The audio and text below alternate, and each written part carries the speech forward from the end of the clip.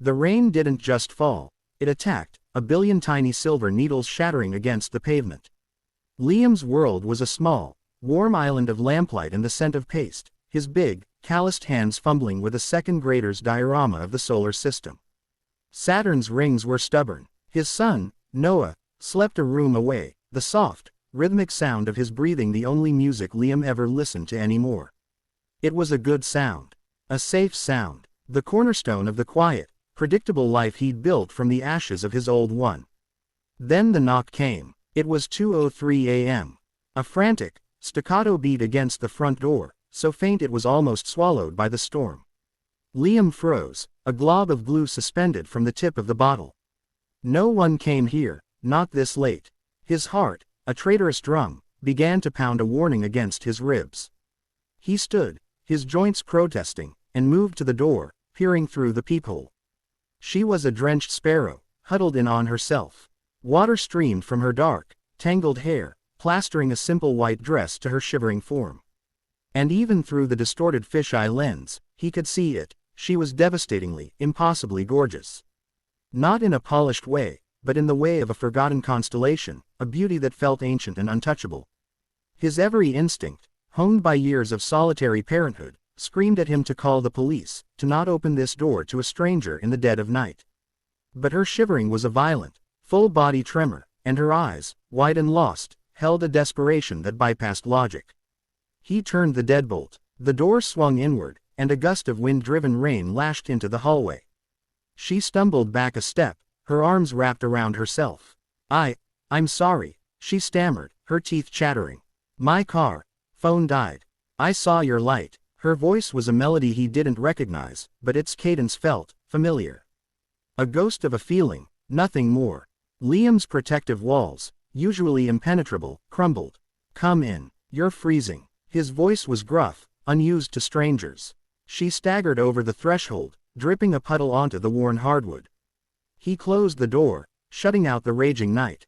The warmth of the house seemed to shock her system, and her shivering intensified. He grabbed the thick, woolen throw from the sofa and wrapped it around her shoulders. Her skin was ice. Thank you, she whispered, pulling the blanket tight.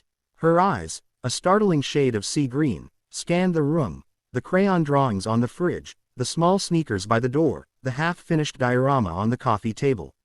Then her gaze landed fully on him. It was a searching, intense look, as if she were trying to read the fine print on his soul. Liam stood frozen, caught in the spotlight of her attention. He saw the moment her confusion deepened, her brow furrowing. She took a half-step closer, her head tilting. And then she said it. You feel familiar. The words, soft and utterly bewildered, hit him like a physical blow. The air left his lungs. It was a line, the kind of thing you'd hear in a bad movie, but the raw, genuine puzzlement in her eyes made it real. It made it terrifying. I don't think we've met, he managed, his throat tight. He would have remembered. A man doesn't forget a face like that. A face that, now he looked, sent a strange, aching echo through him. I know, she said, shaking her head as if to clear it. It's stupid. I'm sorry. It's just a feeling. Like a déjà vu. She offered a weak, trembling smile. I'm Alara. Liam, he replied automatically. Let me get you some tea. You need to warm up. He fled to the kitchen, his mind racing. Familiar. The word echoed in the silent spaces of his heart, spaces he kept locked and dark. He filled the kettle, his hands unsteady. He was a 38-year-old single dad, a carpenter. His life was about stability, about being a rock for Noah. There was no room for mysterious, beautiful women who showed up in storms and spoke like characters from a dream he'd once had. When he returned with 2 steaming mugs, she was standing by the bookshelf, her fingers lightly tracing the edge of a framed photograph. His blood ran cold. It was the only picture he kept of her. Of Sarah, your wife, Alara asked softly, without turning around. She passed away, Liam said, the words as heavy and familiar as stones. 5 years ago. Alara turned, her green eyes shimmering with unshed tears. I'm so sorry. She's beautiful. She looks kind. She was, Liam whispered, the old, familiar ache blooming in his chest. He looked from the photo of Sarah smiling, sunny face to Alara's rain-streaked, ethereal one.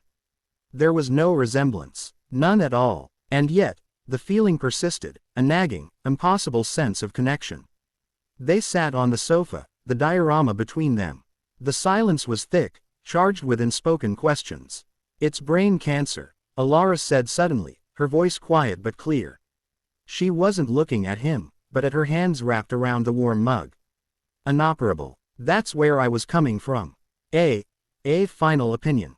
It was a no. The confession hung in the air, stark and brutal. Liam's breath caught. The pieces clicked into place. The late-night drive, the shivering that wasn't just from the cold, the desperate look in her eyes. She wasn't just lost. She was fleeing. "Alara, he had no words. What could he say? "They said I have maybe 6 months. Maybe less," she continued, a single tear escaping and tracing a path down her cheek. "I got in the car and I just drove. I didn't know where I was going. I just ended up here." She finally looked at him, her gaze piercing. "On your doorstep." "Why your doorstep, Liam? Why do you feel like a memory I can't quite reach?" Before he could form a response, a small, sleepy voice came from the hallway. "Daddy." Noah stood there, rubbing his eyes, his favorite stuffed dinosaur dangling from his hand. He looked at the strange woman on the sofa, his curiosity outweighing his sleepiness. Alara's face transformed. The sorrow and confusion melted away, replaced by a look of such pure, unguarded wonder that it stole the air from the room. She looked at Noah, and a soft, genuine smile touched her lips. "Hey, buddy," Liam said, his voice rough. "Everything's okay. Go back to sleep." But Noah took a few steps forward, his big, brown eyes fixed on Alara. He wasn't shy, he was mesmerized. Alara leaned forward slightly, her voice a soft whisper. "Hello, Noah." Liam froze. He had never told her his son's name. The silence that followed was absolute, broken only by the ticking of the grandfather clock and the fading patter of rain. Liam's blood seemed to turn to ice in his veins. He stared at Alara, his mind reeling. "How did you know his name?" The question came out as a low, dangerous growl, all his earlier compassion frozen solid by a sudden, primal fear. Alara's eyes widened, the same shock reflected in them. She looked from Liam's hardened face to Noah's innocent, trusting one.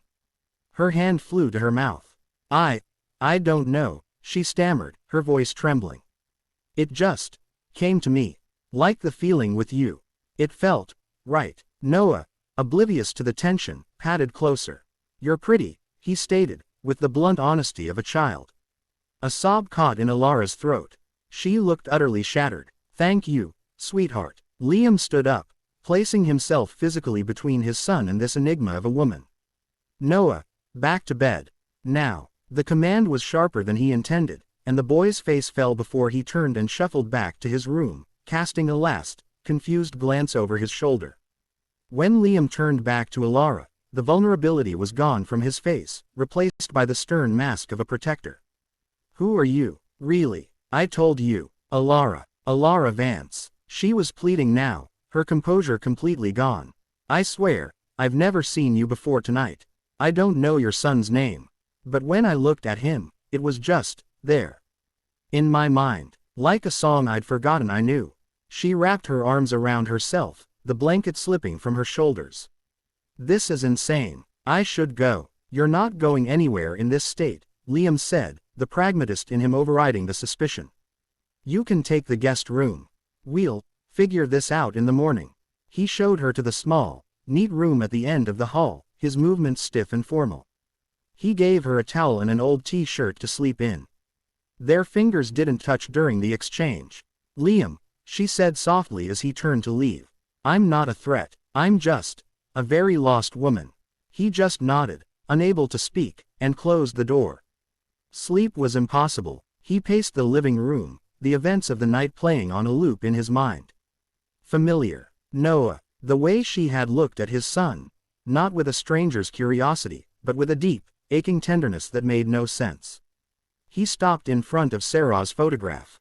His beautiful, vibrant Sarah, taken by a sudden, brutal aneurysm. There had been no goodbye. One minute she was laughing, the next minute she was gone, leaving a Liam-shaped and Noah-shaped hole in the universe. A soft sound from the guest room broke his reverie. A muffled cry. He crept to the door and listened. It was Alara, crying in her sleep. The sound was so full of despair it felt like a physical weight in the hallway. All his anger and suspicion dissolved, replaced by a profound, gut-wrenching pity. He remembered the raw finality in her voice. Inoperable. He didn't sleep. He made coffee as the first gray light of dawn filtered through the windows. When Alara emerged, she looked pale and exhausted, swimming in his too big t-shirt. She had folded the blanket neatly. "I'll call you a tow truck," he said, handing her a mug. "For your car. Thank you. For everything." Her voice was hollow. They sat in silence until the truck arrived. As she stood to leave, Noah came out, fully dressed, his diorama in his hands. He walked right up to Alara. "I finished it," he said, holding out Saturn with its lopsided, glittery rings. "You can have it, for when you're sad." Alara's composure broke completely. She knelt, tears streaming down her face, and pulled Noah into a gentle, fierce hug. Liam's throat constricted. It was the hug of a mother. It was a hug Noah hadn't received in 5 years. "Thank you, my brave boy," she whispered into his hair. "It's the most beautiful thing I've ever seen." She stood, gave Liam one last, inscrutable look, a mixture of gratitude, sorrow, and that lingering, impossible recognition, and walked out the door. The house felt emptier than it ever had. The silence was deafening. Liam tried to go back to his routine, but the echo of her presence was everywhere. For days, Noah asked about the pretty lady who knew my name. A week later, a thick, cream-colored envelope arrived in the mail. No return address. His name was written in an elegant, looping script. Inside was a letter. "Dear Liam, please don't think me a coward for writing this. I couldn't say it to your face. The truth is too big, and my time for big things is too short. First, thank you for your kindness in the storm, for the tea, for the safety of your home, for your beautiful, kind son. Second, I lied. I knew why your doorstep felt like a destination. I knew the moment I saw Sarah's photograph. 5 years ago, I was in a car accident. I was pregnant. I lost a lot of blood, and my heart stopped for 47 seconds. They brought me back, but I lost the baby. In the aftermath, I needed a transfusion. A massive one. The nurses said the blood came from a local donor drive, a rush order for a community in tragedy. I never knew who the donor was. I never tried to find out. I just lived with this strange, borrowed life, always feeling like a part of me was missing, and a part of someone else was there in its place. I'd have flashes, sometimes. A child's laugh that felt like mine.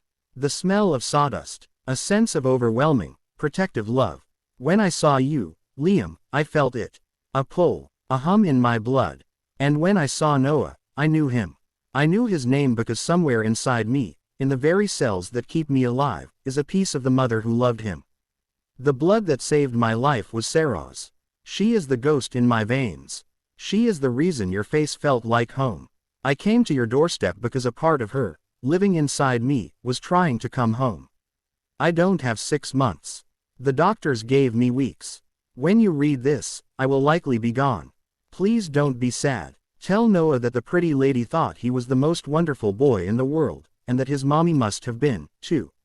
She saved me, and in sending me to your door that night, I like to think she was, in her own way, checking in on you both one last time. With all the gratitude my heart can hold. Alara." The letter fluttered from Liam's numb fingers. He sank to his knees in the hallway, the same spot where she had stood, shivering and lost. He didn't cry. He couldn't. The revelation was too vast, too profound for tears. He looked up, through the blur in his eyes, at the photograph of Sarah. Her smiling, vibrant face. And he finally understood. The familiar feeling wasn't a memory. It was a heartbeat. It was the last, lingering echo of his wife's love, carried on a storm, and delivered to his door at 2 a.m., just to say goodbye.